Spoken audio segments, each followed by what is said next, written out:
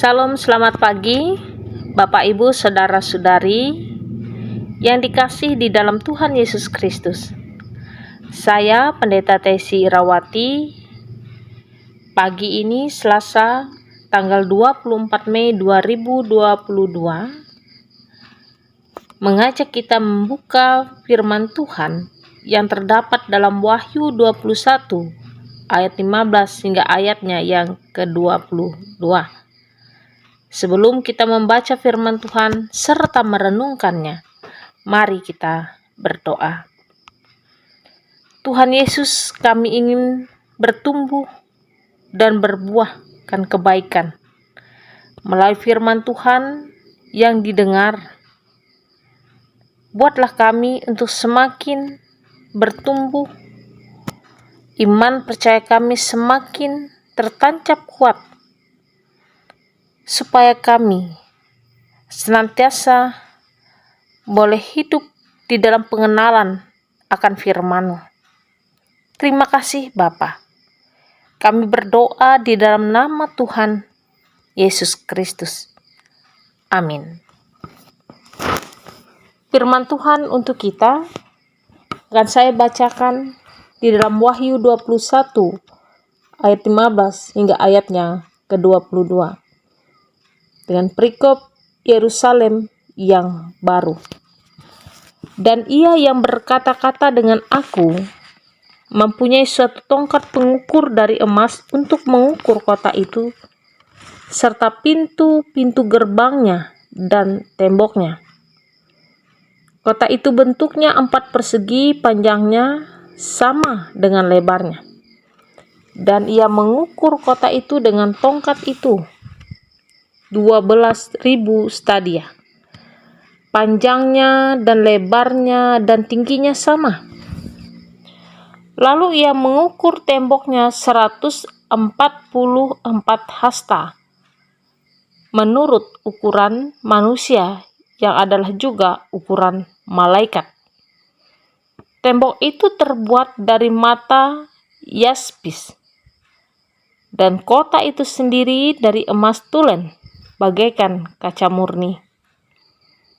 Dan dasar tembok kota itu dihiasi dengan segala jenis permata. Dasar yang pertama batu yaspis. Dasar yang kedua batu nilam. Dasar yang ketiga batu mirah. Dasar yang keempat batu zamrud. Dasar yang kelima batu unam. Dasar yang keenam batu sardis. Dasar yang ketujuh batu ratna cempaka. Yang kedelapan batu beril. Yang kesembilan batu krisolit.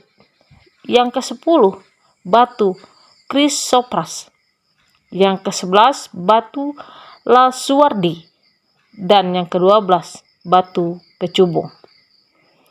Dan kedua belas pintu gerbang itu adalah 12 mutiara. Setiap pintu gerbang terdiri dari 1 mutiara, dan jalan-jalan kota itu dari emas murni bagaikan kaca bening. Dan aku tidak melihat bait suci di dalamnya, sebab Allah Tuhan yang Maha Kuasa adalah bait sucinya. Demikian juga anak domba itu. Yang berbahagia ialah mereka yang mendengar dan yang melakukan firman Tuhan. Amin. Saudara-saudara yang diberkati dalam Tuhan, Yohanes mau berbicara ada 3 hal. Yang pertama, di ayat 15 hingga ayat 17, Yohanes berbicara tentang bentuk kota yang berbentuk segi 4, baik panjang, lebar maupun tingginya sama seperti bangunan kubus. Kubus adalah lambang kesempurnaan. Hal ini terbukti di dalam pembuatan mezbah pembakaran kurban, mezbah pembakaran dupa, dan penutup dada imam besar. Bisa kita baca dan kita bandingkan di dalam Keluaran 27 ayatnya yang pertama. Selain itu, bait suci yang dibangun oleh Raja Salomo pun berbentuk kubus sempurna. Dalam 1 Raja 6 ayatnya yang ke-20. Hal ini mau menunjukkan bahwa kota suci adalah ruang maha suci, tempat kediaman Allah bertahta. Yang kedua, Bapak Ibu, pada ayat 18 hingga ayatnya yang ke-21, Yohanes juga mau menyampaikan bangunan kota itu dilapisi dengan lempengan emas murni dan juga 12 pondasi. Hal ini mau menunjukkan kepada 12 nama rasul. Mereka adalah murid-murid Yesus yang pertama, sekaligus adalah pondasi gereja. Yang ketiga, di ayat ke-22. Ini menunjuk kehadiran Allah. Yohanes menyampaikan ciri unik dari kota Allah. Di dalamnya tidak ada bait suci. Bagi orang Yahudi, bait suci sangat berharga. Maka faktanya bahwa bait suci di kota Allah tidak ada. Karena sejatinya Allah hadir di dalam kota itu, dan kota itu sendiri adalah ruang maha suci. Jadi kota ini tidak memerlukan bait suci. Saudara-saudara, apa yang dapat kita tangkap melalui penglihatan Yohanes? Bait Allah adalah tempat berkumpul umat Allah untuk menyembah Dia di tempat maha tinggi. Di kota baru itu Allah tidak lagi berada di tempat yang tinggi, tapi Dia sudah ada bersama dengan kita umatnya yang terpilih menjadi milik kepunyaannya dan hidup bersama sebagai pemilik kota Allah yang kudus. 1 Korintus 3 ayat 16 hingga ayat 17 berkata, "Tidak tahukah kamu bahwa kamu adalah bait Allah dan bahwa roh Allah diam di dalam kamu? Jika ada orang yang membinasakan bait Allah, maka Allah akan membinasakan dia. Sebab bait Allah adalah kudus dan bait Allah itu ialah kamu." Jadi setiap hidup orang percaya, pribadi lepas pribadi, adalah tempat Allah berdiam di dalamnya. Nah, oleh sebab itu, kitalah sebagai bait Allah, hendaknya seluruh perkataan Tuhan akan tinggal tetap dalam kehidupan kita. Amin untuk firman-Nya. Mari bersama kita menaikkan syafaat kita.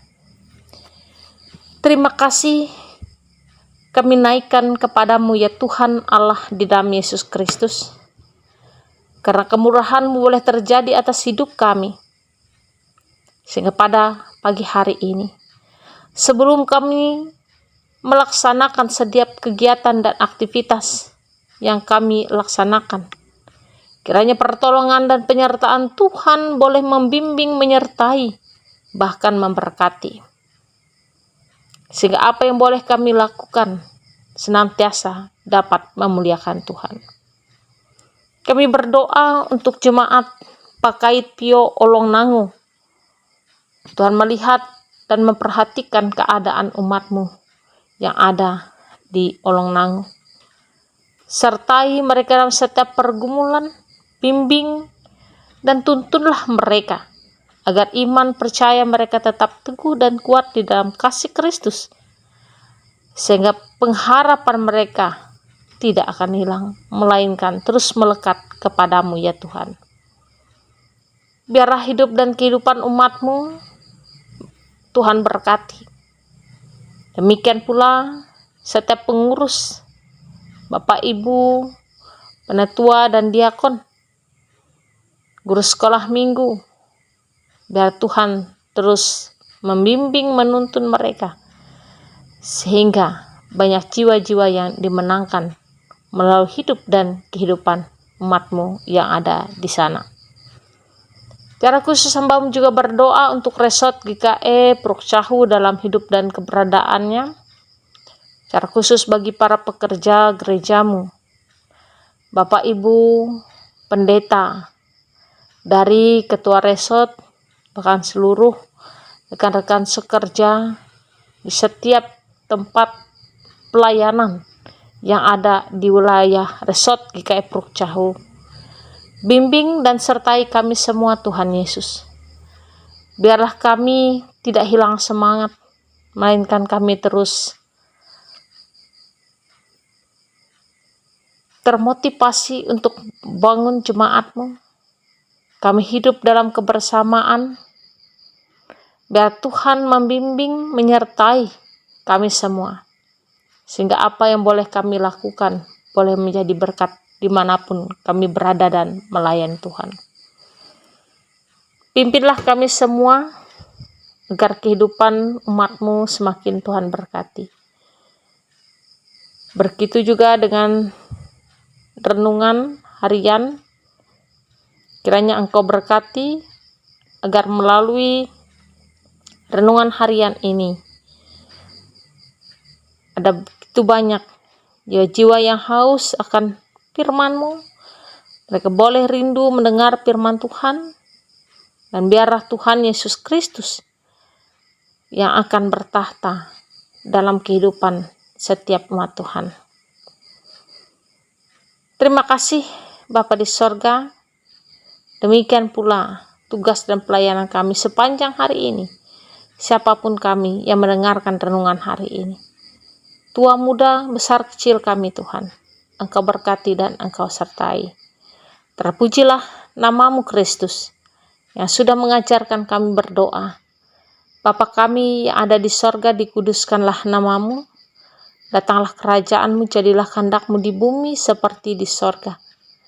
Berikanlah kami pada hari ini makanan kami yang secukupnya, dan ampunlah kami akan kesalahan kami, seperti kami juga mengampuni orang yang bersalah kepada kami.